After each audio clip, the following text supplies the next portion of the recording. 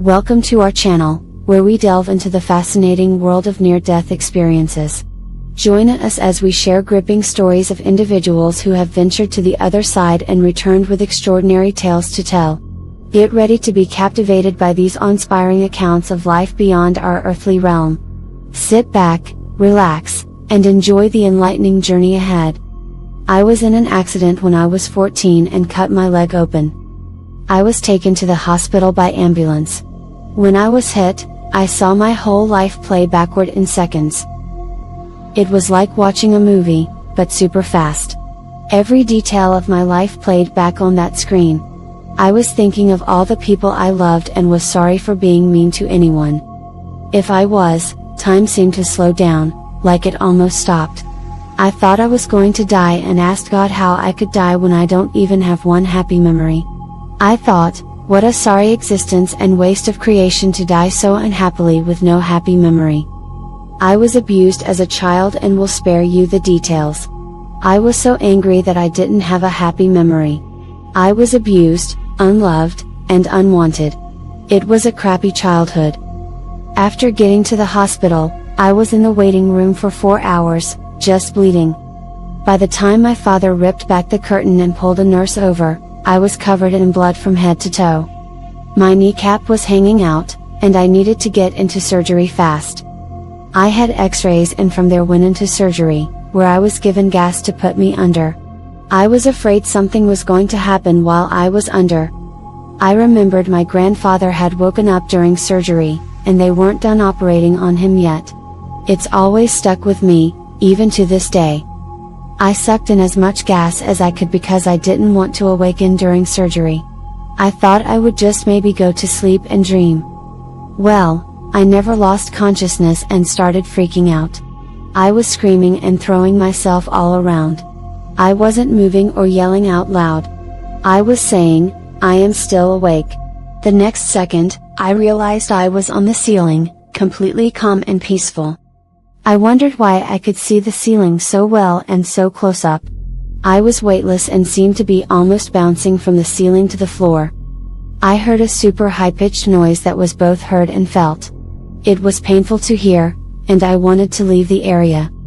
As soon as I expressed discomfort, boom, I was in a black space. It was blacker than black and completely void. I have always been scared of the dark and thought maybe something would get me. I tried to feel my body, and I didn't have one. I thought I was dreaming and didn't understand why I couldn't feel my body. I wondered what I looked like since I didn't have a body. I tried to touch myself with my hands or what I sensed as hands. I went right through myself. I wondered where the light was and where my father was. I didn't like being in the dark and wanted to find a light switch or something. I thought it would be pointless to try to move around if I couldn't see where I was going. I wanted to get out of the blackness, thinking maybe something would get me. I didn't see or sense danger at any time in my experience.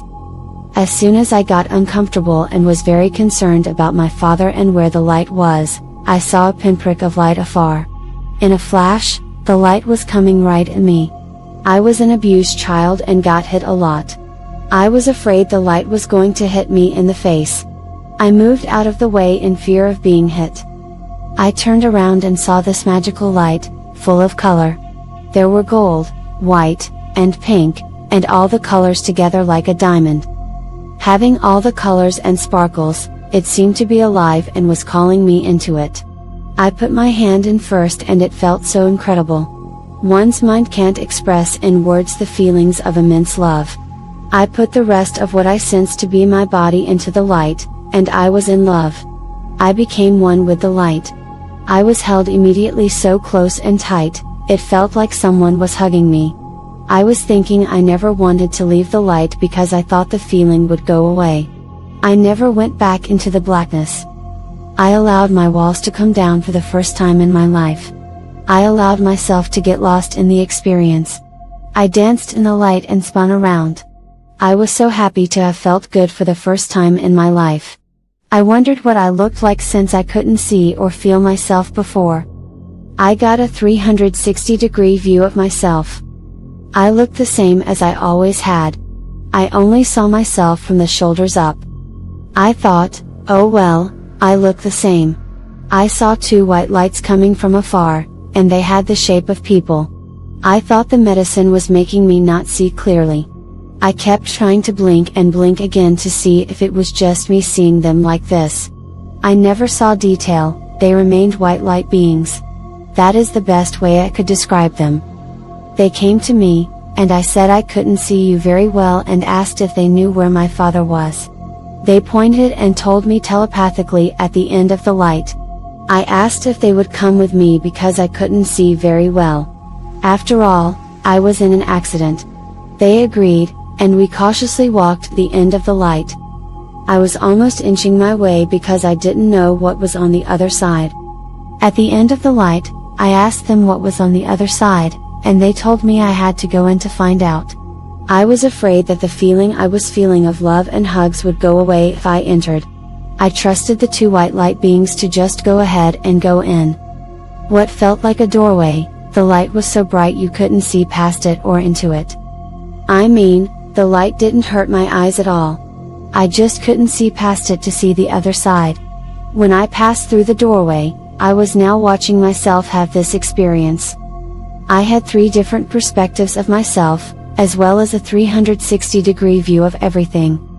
I saw myself ascending into the huge border of clouds. I went up into it and came to a place I could only describe as a world of lights.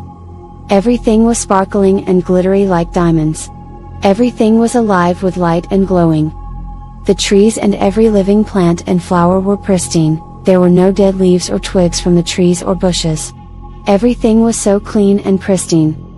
I walked for what seemed a long while on this path or street, just looking around at how beautiful everything was. I came to a sort of crossroads, there was a building to the left of me. It was made of clear crystal-like material. The building seemed to go into the ground and came up at the coolest angle. I remember being like, whoa, that is so cool.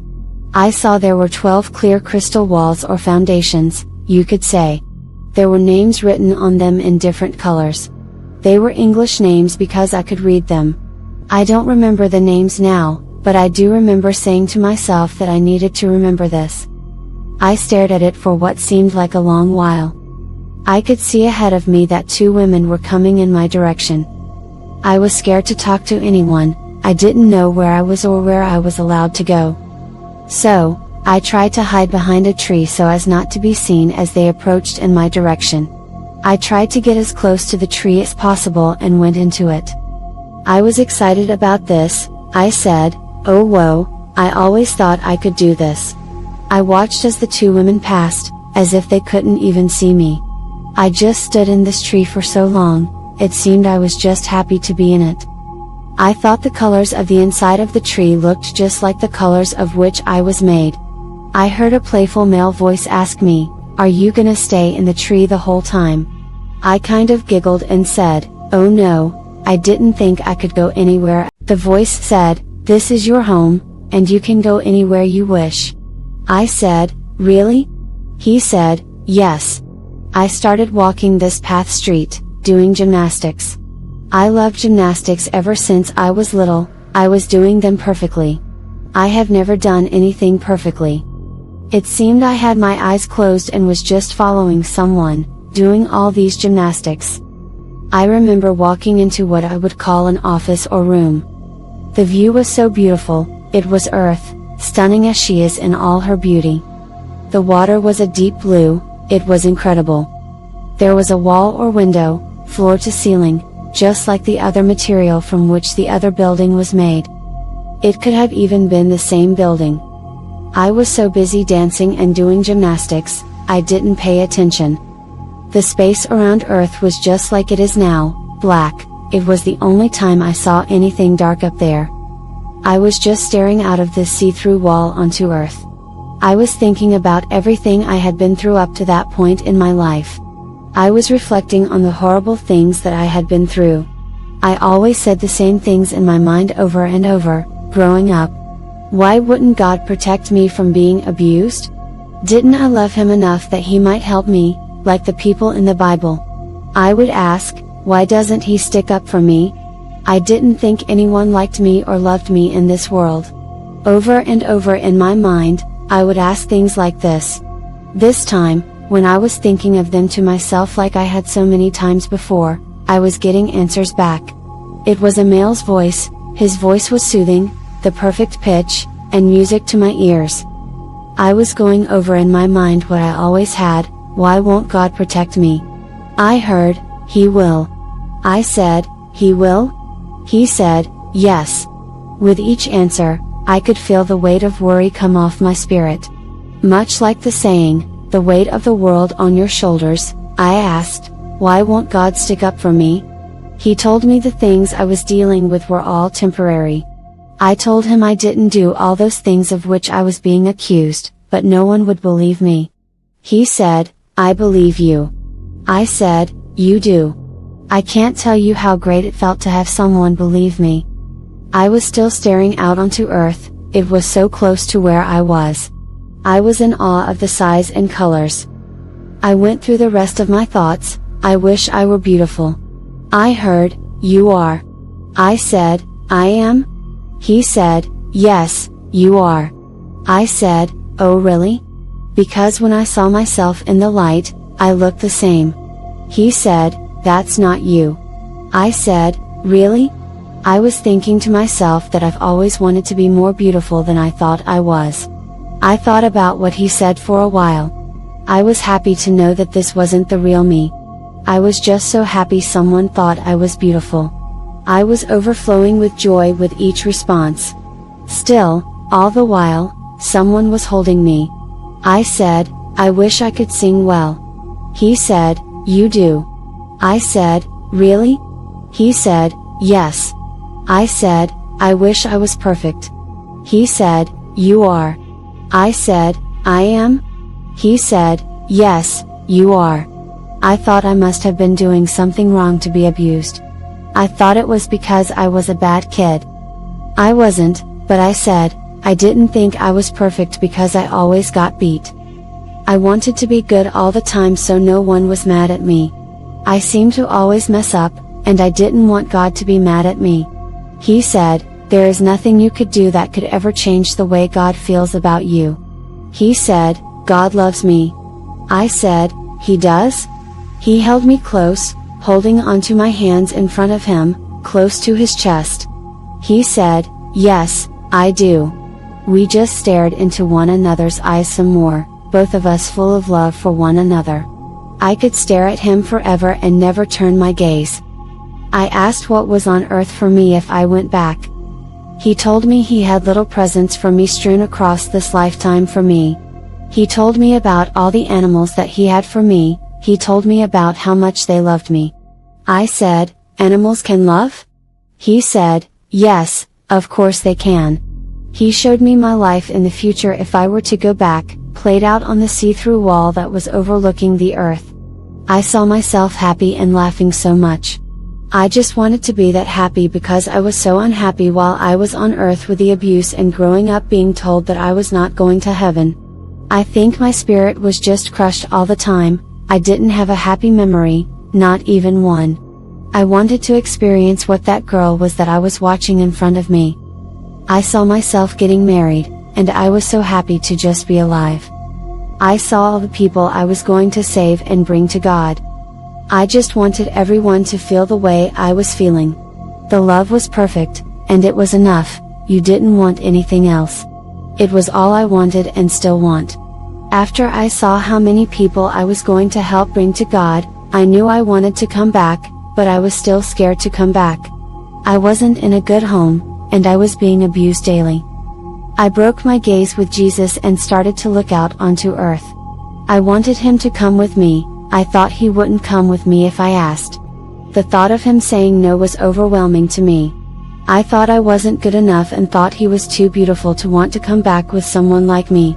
I said, if I go back, I don't want to stay long. He said, okay. I prepared myself to ask if he would please come with me. I thought, there is no way he is going to come with me, but I loved him so much already, I never wanted him to leave me ever. I turned back and looked at him, he was still smiling at me, the same as he had the whole time, his expression never changed, and he never took his eyes off me during the whole experience I had. From the time I first saw him to when I didn't see him anymore, he didn't take his eyes off me. I thought, if he came back with me, no one would hurt me, then I can prove myself to my stepmother, I didn't do all the things she accused me of. He believes me and could stick up for me, and he is the most beautiful man I have ever seen or will see again. I got brave and asked if he would please come with me. He answered right away and said, "Sure, I'll go." I ran to him, and he to me, and I said, "You will?" He was still smiling at me and wide-eyed with those magnificent deep blue eyes. He held me close again with my hands and his and close to his chest. I was so happy, I can't express it at all in words. We got lost in one another's gaze again, both just bursting with love.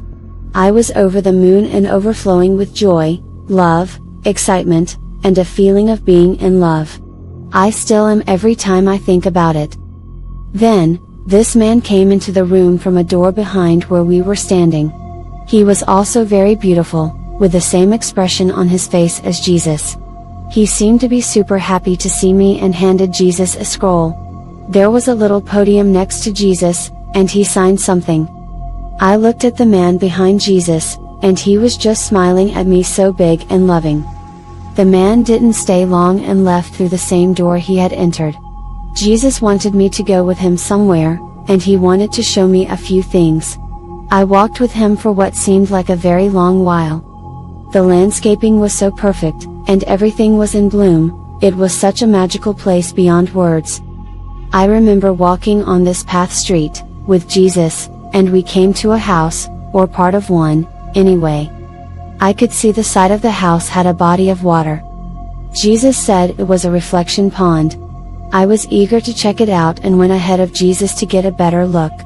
I turned around to see where Jesus was, and he was watching me in all my excitement, eyes wide and full of love for me, still smiling as big as can be. I waited for him to come closer to me, and he told me, "This is your house." I said, "Really? This is my house?" It was perfect, and I loved it without even seeing it. We went into the house, and I wanted to go to the reflection pond. I was thinking, if I wanted to go back or not. I loved it where I was and was thinking of not going back. Jesus just watched me, his expression never changing from those wide eyes and contagious smile. We sat at the pond for a while and gazed at one another with love and affection. I just couldn't believe the house was mine, it was perfect, and I loved it. We had to leave and go back to Earth. We all said our goodbyes, Jesus and I left all the people. Jesus had to do something before we set off together to come back. We left and walked for a little while, hand in hand. I'm not sure where we went because I was just staring at Jesus the whole time. I remember Jesus being excited to show me something, I was eager to see what it was. I mean, he just gave me a house, no one ever gave me anything except my grandma. Jesus opened a door, when I walked in, there was a great multitude of people whose numbers I couldn't count. They were all smiling at me like Jesus and the man in the office with the scroll. He said, "All these people love you." I said, "They do?" Everyone was glowing with the colors of heaven, they were full of love and light and super excited to see me. They all told me telepathically that they loved me and were proud of me. I wanted to stay and visit with all of them, I loved every single one, even though I didn't know several of them. I said to Jesus, I wish I hadn't spent so much time in the tree, I could maybe have visited with them. I felt bad for not talking to those two women, knowing now how they all felt about me. Jesus started laughing at the tree comment, everyone thought it was funny and laughed. It was so magical, and I will never forget it. We had to leave and go back to Earth, we all said our goodbyes. Jesus and I left all the people, Jesus had to do something before we set off together to come back. He said it might be a little strange or weird. I said okay. The only way to describe this is like he got into me. I could see and feel him in me. It was as if I could see through his eyes and mine at the same time. After that, we left home behind and set off back to Earth.